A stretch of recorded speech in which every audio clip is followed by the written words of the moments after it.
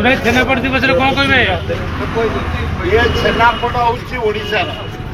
बुद्धि प्रसिद्ध छेनापोड़ नयागढ़ निमापड़ा चिली निमापड़ा रसगोला पुरी ममता बानर्जी कौन बेंगलुरु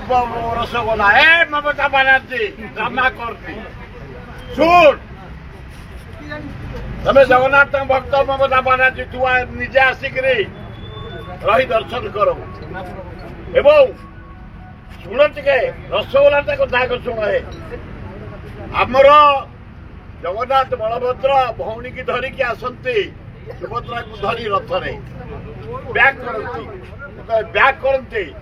लक्ष्मी गंडगोल करते मत देनी अर्थात भौणी की नेल ना पुरे ना मैंने मो स्त्री तमें अहंकार करनी रागनी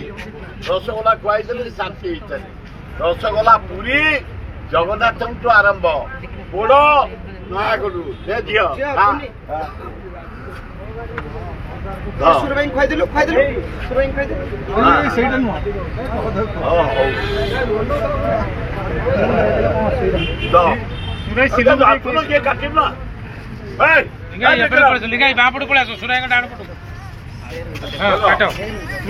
छेनापोड़ कथा कौन कहले